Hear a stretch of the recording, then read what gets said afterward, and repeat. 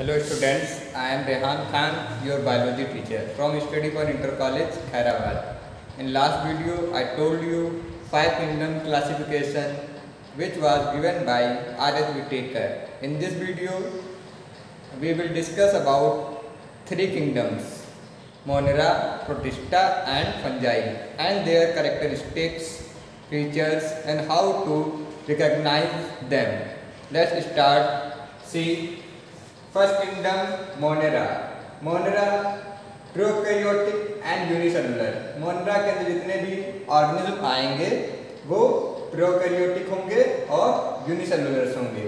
Okay, you all know very well what is the meaning of prokaryote and unicellular. Okay, prokaryote means organism में nucleus develop नहीं होगा और unicellular means organism single cell का बना हुआ होगा. Unicellular can be autotrophic और heterotrophic. Autotrophic and heterotrophic, these are two terms. Autotrophic means जो ऑर्गेनिज्म अपना खाना अपने आप से बना लेते हैं उनको कहते हैं ऑटोट्रॉफिक. एंड हेटेरोट्रॉफिक जो किसी दूसरे पे डिपेंड होते हैं.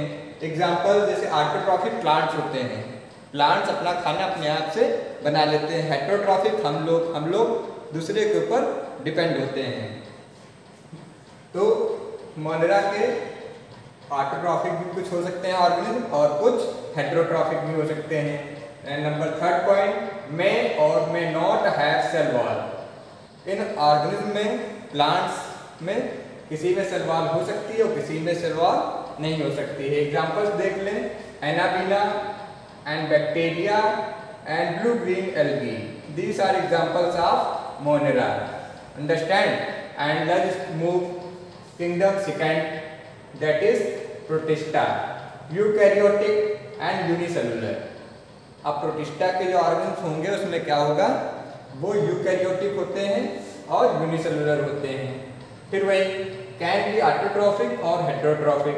ये ऑटोट्रॉफिक भी हो सकते हैं और हेटेरोट्रॉफिक भी हो सकते हैं. लेकिन इनमें अब एक बदलाव है. इनके पास किसी के पास सीलिया होती हैं, किसी ऑर्गेनिज्म के पास, किसी का फ्लैजिला होते हैं और किसी के पास सीडोपोडिया फॉर लोकोमोशन. ओके, तो लोकोमोट करने के लिए, लोकोमिट मीन्स एक जगह से दूसरी जगह पे मूव करने के लिए. जैसे सीलिया छोटे छोटे से रेशे टाइप के उसके निकले हुए होते हैं. सीलिया होते हैं पैरामीशियम में. पैरामीशियम जब आप देखेंगे ये माइक्रो ऑर्गेनिज्म है, माइक्रोस्कोप से दिखता है, ये फ्रेश वाटर में पाया जाता है. तो इसमें क्या होगा, सीलिया निकले हुए होंगे इसके, इसी के थ्रू ये वाटर में तैरता रहता है.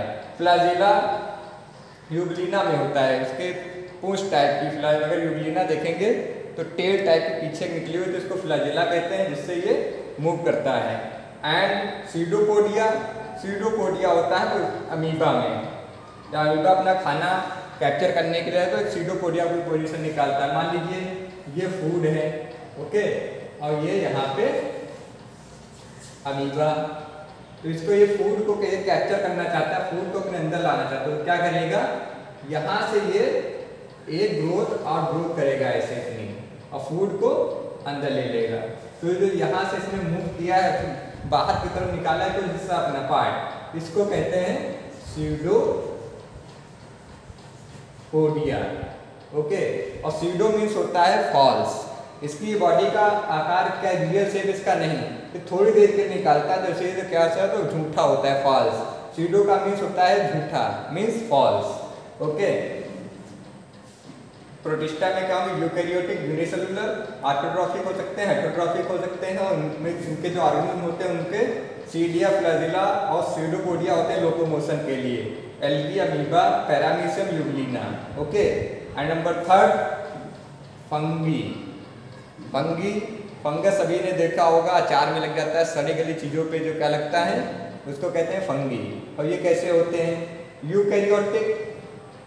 यूकैरियोटिक होते हैं, मोस्टली मल्टीसेलुलर, ज़्यादातर मल्टीसेलुलर होते हैं, बट सम टाइम यूनिसेलुलर. लेकिन कभी कभी कोई ऑर्गेनिज्म उसमें क्या होता है यूनिसेलुलर, जैसे कि ईस्ट आती है फंगी में, और कैसी होती है वो यूनिसेलुलर.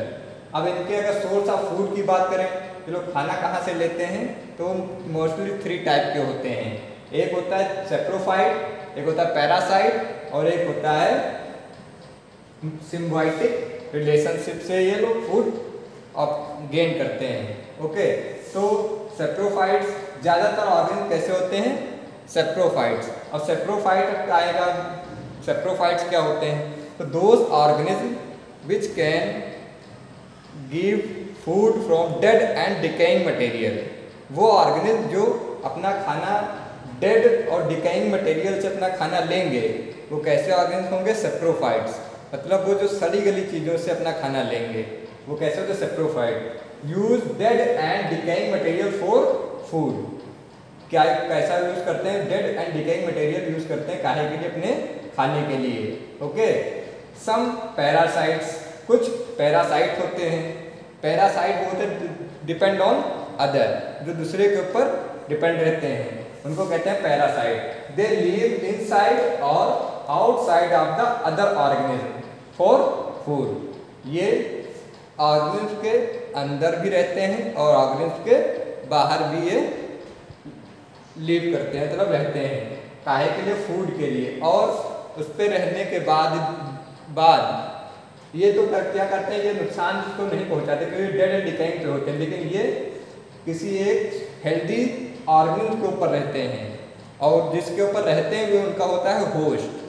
होस्ट कहते हैं जिस पे पैरासाइट रहते हैं, वो उसका होस्ट होता है और अपने होस्ट को कुछ समय के बाद उसको कोई ना कोई बीमारी या कोई ना कोई बीमारी उसको देके चले जाते हैं, उसको हार्मफुल इफेक्ट देके जाते हैं।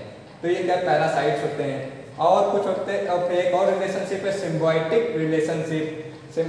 कुछ ऑर्गेनिज्म इसके ऐसे होते हैं जो सिम्बायोटिक रिलेशनशिप करते हैं। सिम्बायोटिक रिलेशन मीन्स परस्पर, कुछ दिया तो उसके बदले में कुछ लिया, तो कुछ दिया या लिया या लिया या दिया वाप। जैसे ये क्या कर रहे थे, ये केवल पैरासाइट्स ले रहे थे, जिस पे होस्ट पे अपने रहे थे, जिस ऑर्गेनिज्म पे, उससे केवल ले रहे थे, कुछ दे नहीं रहे थे वापस। तो एक स्टेज ऐसी आती है जिस पे रहते हैं वो उसको ये हार्म दे के निकल लेते हैं अपने वहाँ से। अब यहाँ पे सिम्बायोटिक में क्या होता है, यहाँ पे ऐसा बिल्कुल नहीं होता। यहाँ पे जो ऑर्गेनिज्म है फंगी का, वो अगर होस्ट से कुछ ले रहा है तो उसके बदले में वो उसको देगा, तो उसको कहते हैं सिम्बायोटिक रिलेशनशिप। इस सिम्बायोटिक रिलेशनशिप का एक एग्जांपल है राइजोबियम बैक्टीरिया, आपने सबने पढ़ा होगा नाइट्रोजन साइकिल में। तो वो कहाँ रहता है, लेग्यूमिनस प्लांट्स में के रूट्स के नोड्यूल्स में रहते हैं राइजोबियम बैक्टीरिया। जितने भी दाल वाले पौधे होते हैं उनमें क्या करते हैं, कोई भी प्लांट डायरेक्टली नाइट्रोजन को फिक्स नहीं कर सकता है, किसी की टेंडेंसी नहीं होती है। तो लेकिन ये कुछ राइजोबियम बैक्टीरिया वगैरह हैं, इनकी टेंडेंसी होती है जो नाइट्रोजन को डायरेक्ट एटमॉस्फेयर से फिक्स कर लें। तो ये क्या करते हैं, उनके रूट्स के नोड्यूल्स में रहते हैं राइजोबियम बैक्टीरिया, और उसमें वो नाइट्रोजन को फिक्स करते हैं, वो प्लांट को देते हैं। प्लांट को नाइट्रोजन की ज़रूरत होती है, तो वो नाइट्रोजन प्लांट को दे रहे हैं एटमॉस्फेयर से फिक्स करके, क्योंकि प्लांट की टेंडेंसी तो है नहीं जो डायरेक्ट नाइट्रोजन को एटमॉस्फेयर से फिक्स कर ले। तो वो नाइट्रोजन प्लांट को देते हैं, प्लांट से बदले में अपना न्यूट्रिशन लेते हैं जो इनको ज़रूरत होती है। Okay, I hope you all understand very well, and next video I will explain you plant kingdom and animal kingdom. Okay, thank you very much.